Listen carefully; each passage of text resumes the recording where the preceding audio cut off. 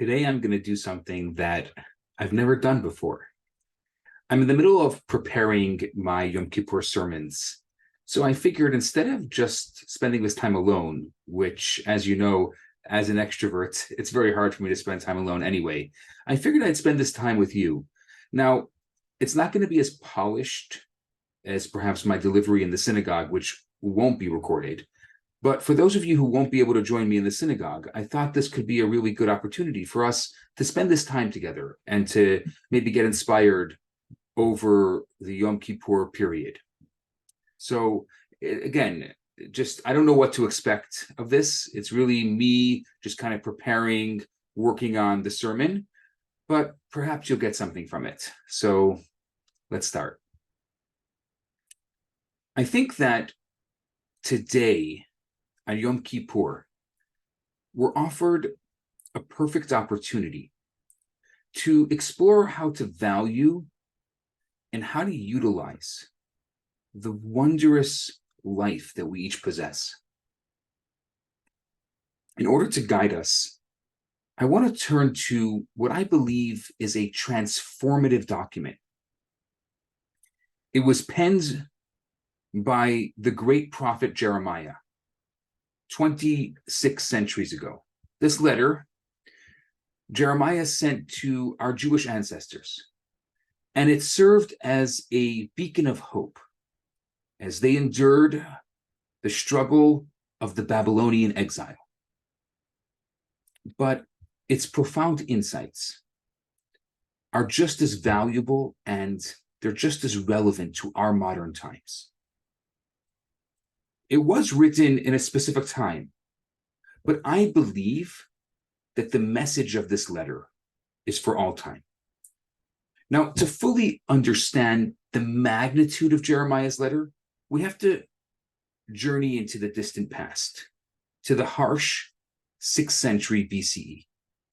During this time, the Jews were violently uprooted from their homes in Israel and dragged 800 punishing miles through the Middle Eastern desert to Babylon, which would be present-day Iraq. This was the first experience with exile. It wouldn't be the last, but it was the first experience of the post-Egyptian, post-going to Israel exile. Stranded in a wholly alien land, for the first time in many years, the Jews were outsiders. The local customs were confusing. They had a different language. And obviously, the locals were hostile. Jerusalem was but a memory. Having seen the great temple, Solomon's temple, reduced to rubble, their collective soul was shattered. Their community was torn apart, and their homes and their livelihoods were gone. I think there's a psalm that it became very popular. It's said quite often that vividly captures the sorrow of the Jewish people during this time. It says in Hebrew, Al Naharot Bavel, Sham Yashavnu Gam Bachinu, Bizachrenu et Zion. By the rivers of Babylon, maybe you heard that song, but by the rivers of Babylon, we sat and wept when we remembered the good old days in Jerusalem. Once, yes, once, they were a joyous people who celebrated life. They celebrated their Jewish heritage. Now the Jews are captives, their spirits crushed, their days filled with mourning. Hopeless. Now, the psalm continues, and it says, in their sorrow, they abandoned their harps, leaving them hanging on the willow trees. Their captors, who'd heard stories of their exuberance, of their festivities, of their lively song, called on them in a mocking tone, "Ha ha, sing us one of those legendary songs of Jerusalem." But all they could reply was Eich Nashir et Shir Hashem al Admat Nechar. How can we possibly sing the songs of God in such a foreign land? In Babylon, the Jews lived a life devoid of freedom, devoid of music, devoid of enthusiasm.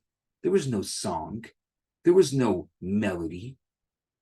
And paralyzed by their despair, the Jews could only await the day they could resume their lives in Israel, to pick up the tune that had been brutally silenced.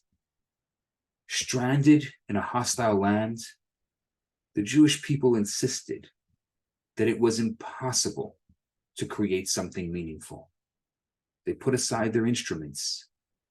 They also put aside their aspirations. Over the course of our lives, each one of us confronts our own Babylons. Sometimes when our world seems to crumble and we are cast off into disappointment. Sometimes our exile springs from a business endeavor that didn't take off, a marriage that didn't endure, a child that's lost their way.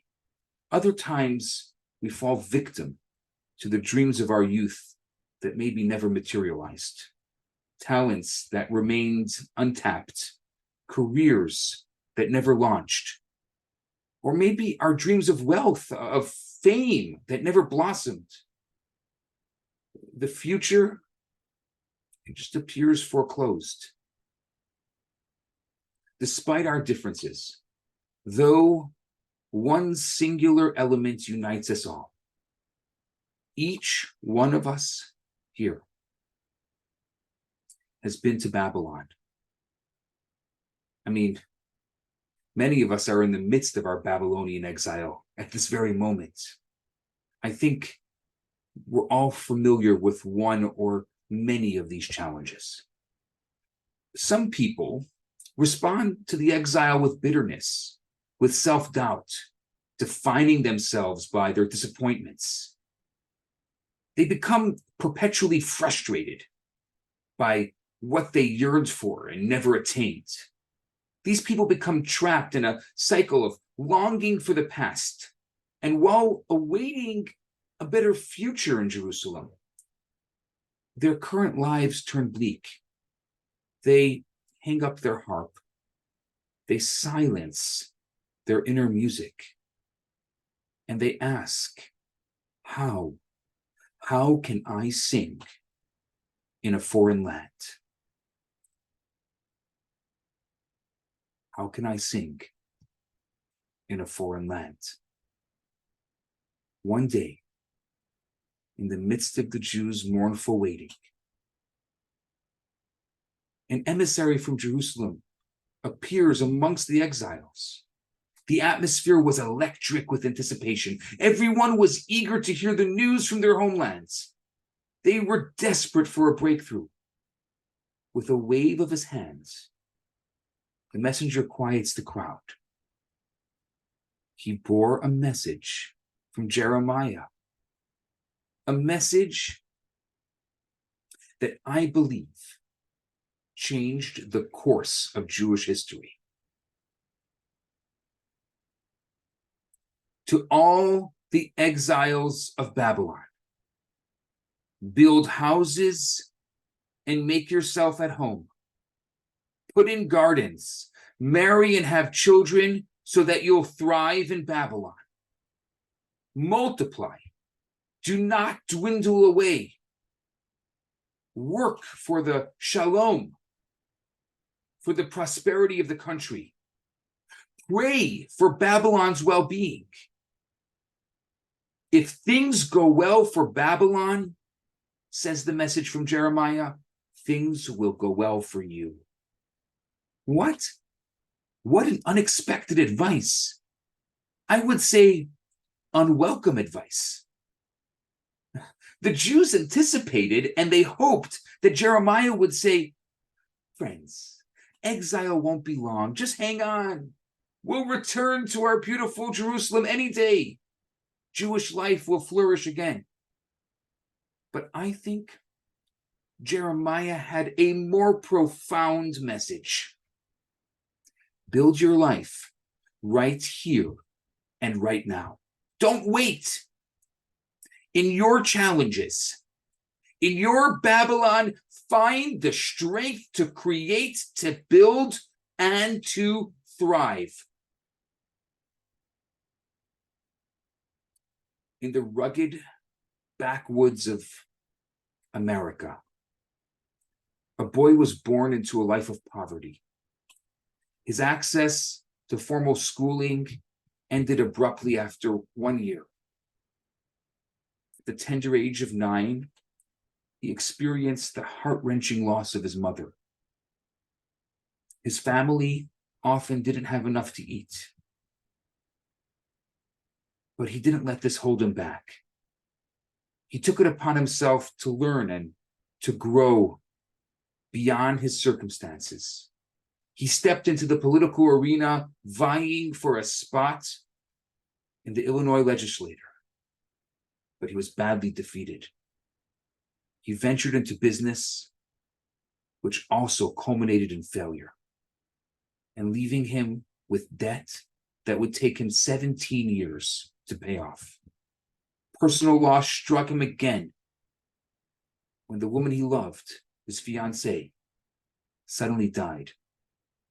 Refusing to surrender to despair, he took another shot at politics, this time aiming for Congress. But once again, he's met with defeat. And then, unsuccessfully, he sought an appointment to the United States Senate.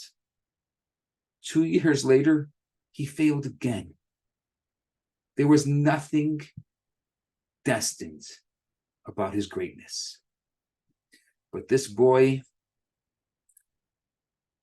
was the great Abraham Lincoln, the great emancipator, one of the greatest presidents ever known. Lincoln's success was built in Babylon. Rather than awaiting the promised land of a perfect life, he took action in his exile. And in doing so, Lincoln not only transformed his life, but he reshaped the entire nation.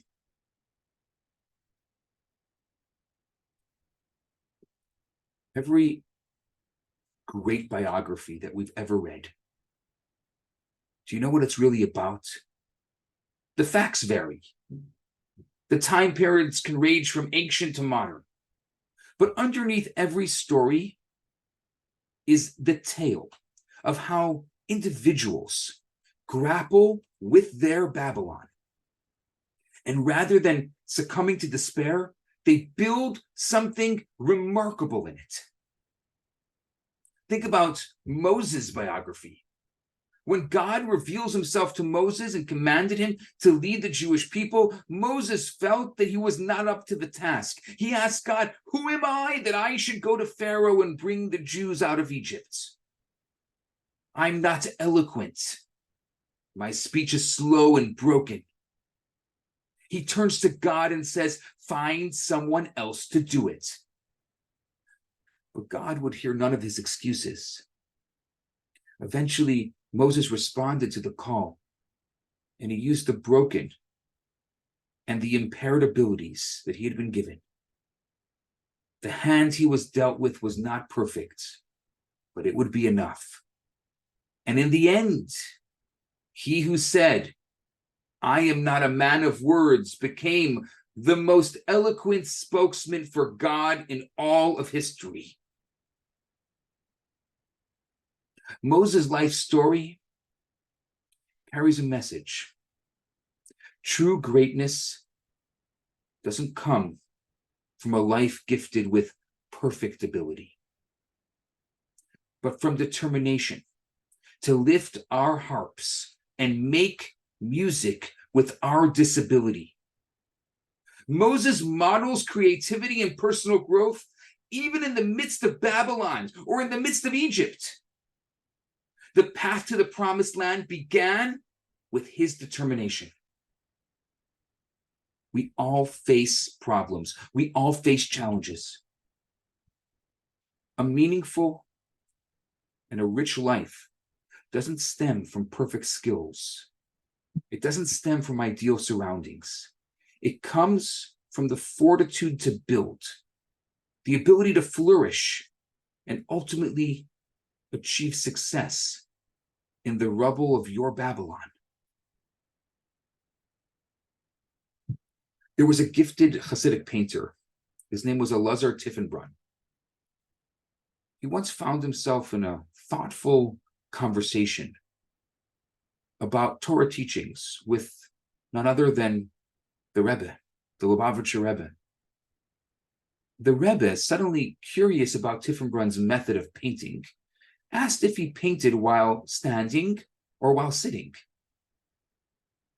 Fascinating question from a great rabbi. Tiefenbrunn responded that he painted while standing. The Rebbe smiled, and he mentioned that Michelangelo had painted some of the most beautiful works, the Sistine Chapel, while lying on his back. A few months later, Tiefenbrunn suffered a severe back injury, and he was forced into a prolonged period of bed rest. It would deprive him of the ability to practice his art, and as a result, robbing him from his joy. But from the throes of despair, suddenly Tiefenbrunn remembered the Rebbe's insight about Michelangelo, and a spark was reignited. He chose to embrace his circumstances, to turn his bed into a studio, and he used his new position to fuel his art in a way that he had never before considered. When he advised Tiefenbrunn, the Rebbe echoed Jeremiah's message. The only place you have to live is where you are at this very moment. It might not be your dream place, but it's where God placed you. So get busy. Get busy. Don't wait for your back to get better. Start creating beauty from exactly where you are. Unleash your inner Michelangelo. Aim to create not just a life, but a masterpiece. If you're stuck in a cycle of longing for the past and waiting for a better future in Jerusalem, you risk allowing your current life to become bleak and devoid of meaning. You will remain stuck in the waiting room of life. Your destiny isn't waiting for you in some perfect future. It's right here.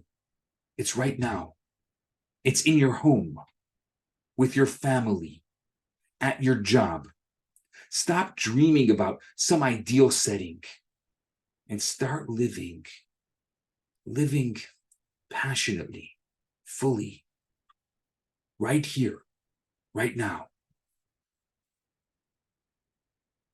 Now, building on this understanding, I want to consider a strategy that might just help us unleash what we'll call, our inner Michelangelo. In life, every experience has two dimensions.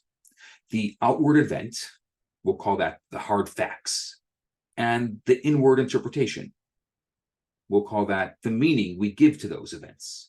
So we have the outward event, the hard facts, and the inward interpretation, the meaning that we give to those events. We don't live at the mercy of our circumstances. We have the power to make life meaningless or make life magnificent, depending on the meaning we assign the events in our lives. We are the interpreters of our own story. Think of life's experiences as the alphabet. The objective facts of our lives are a collection of letters. But those letters on their own signify nothing. The events of our lives, like the letters of the alphabet, only derive their meanings from how we arrange and interpret them. So the same sets of letters can be reconfigured to form vastly different words. I think the same is with our perception, our interpretation. Our perception and interpretation, they're what determine whether the events of our lives become despair or the events of our lives become joy. Remember Shakespeare's Macbeth, who calls life a tale told by an idiot, full of sound and fury, signifying nothing. You see,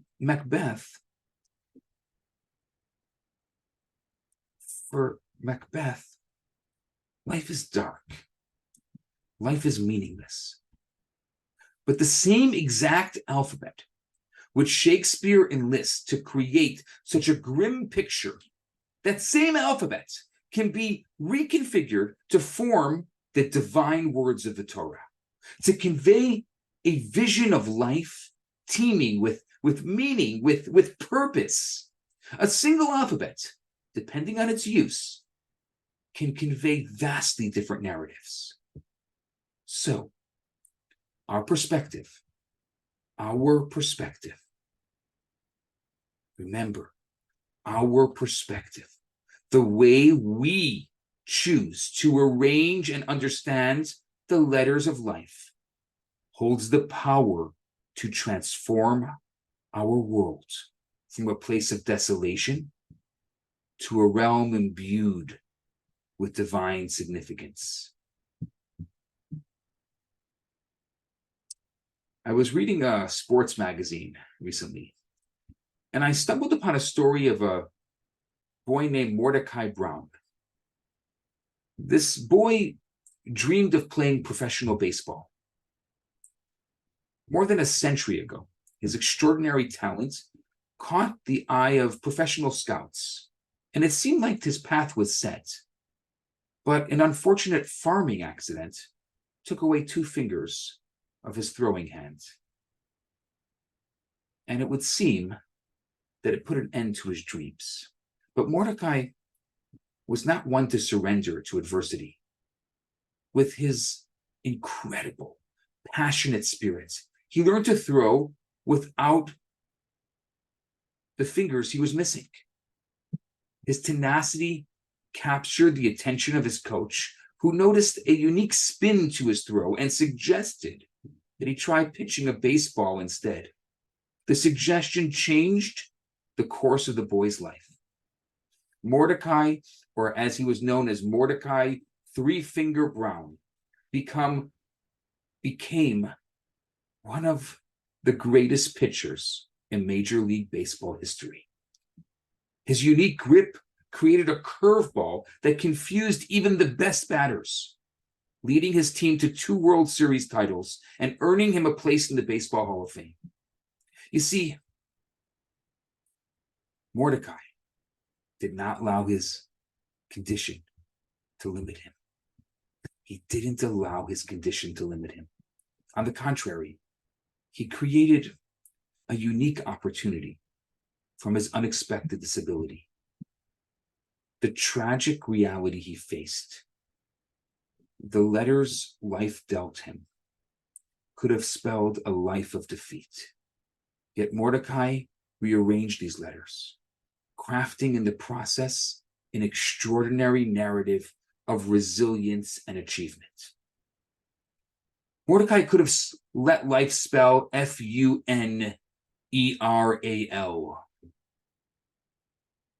You know what that spells. Funeral, funeral. The end. But he shaped those letters, the same letters, and he made it spell Real, Fun. Exactly the same letters. Spell real fun. Different arrangement. All that's it. And that's what made the difference. This, I believe, is the essence of what Jeremiah taught the Jews in exile. He implored them to rearrange a seemingly hopeless jumbles of letters into a story of triumph into a story of resiliency. So, my friends, tonight, in our circumstances, in our Babylons, they might be out of our control, but we can each choose how to respond to them. We can always refashion the letters. We can always transform meaningless despair into inspired beauty. The Jewish people did precisely this. They embraced Jeremiah's stirring message. They settled down and they built Jewish life in Babylon, a place they despised. And this act of determination gave rise to one of the most creative periods in the entire sweep of Jewish history. In Babylon, the Jews kept singing God's song, not simply holding on to its tune intact, but enriching it. It was in Babylon, deprived of the Holy Temple in Jerusalem, that the Jewish people founded a transformative institution where we are today, the synagogue. The synagogue never existed before. It was created in Babylon. The synagogue, from within which prayer became deeper and more meaningful than ever. It was on Babylonian soil that the masterwork of Jewish scholarship, the great Babylonian Talmud, was compiled. The magnum opus of the Jewish world. Beauty was fashioned from brutality. 70 years later, those Jews at last left Babylon with a great song, with God's song. The psalm describes when God brought back the exiles to Jerusalem. It says in Hebrew, "Az yemales chokpinu shonenu rina." We were filled with laughter and we sang with joy. Those people, sorry about that. Those people, through their radical embrace of misfortune, preserved our priceless heritage and carried it back to Jerusalem. Today, in this shul, in this synagogue, we are each indebted to those faithful spirits who long ago in Babylon kept singing God's song in a strange land. They modeled a way for being Jewish that we follow every day. And so, on this Yom Kippur, let us remember those resilient souls who built despite despair. As we navigate through our personal Babylons, let us keep singing God's song. Let us take the letters of our harsh realities and rearrange them to pitch that perfect curveball, to plant, to build, and to grow. To conclude this sermon, I can't resist sharing a story that I love. There was a rabbi vacationing in the serene landscapes of upstate New York. A humble synagogue got wind of his visit and invited him to share a sermon. The rabbi agrees. I mean, which rabbi wouldn't want to share a sermon on the opportunity? He and his 8-year-old son hiked across the sprawling green fields towards the place. Upon ascending the synagogue steps, he spotted a sizable tzedakah box, a donation box. He dug into his pocket and he pulled out 75 cents and he dropped it into the box before proceeding to share his wisdom. Once his sermon concluded and the congregation dispersed, the rabbi was left alone with the synagogue's caretaker and his son. The caretaker said, "I don't know how much we can give you for the sermon. Let me step outside and see." The caretaker went outside to the charity box, to the donation box, unlocking it, and retrieved the exact 75 cents the rabbi had donated earlier and handed it to him.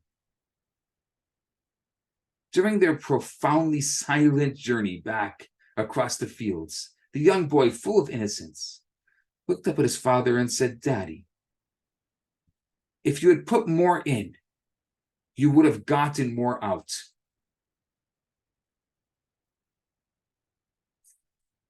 I love this story. I think this story sums up the whole philosophy of life. The more you put into your life, the more you'll get out. And so, my friends, this year, let's give our all. Let's plant, let's build, and let's turn life's mess into a masterpiece. Gemar Chatima Tova, Shana Tova, and may this year we be truly sealed, not just written, but sealed for blessings of health, of happiness, of joy, of happy families, and of sweetness, pure, absolute sweetness.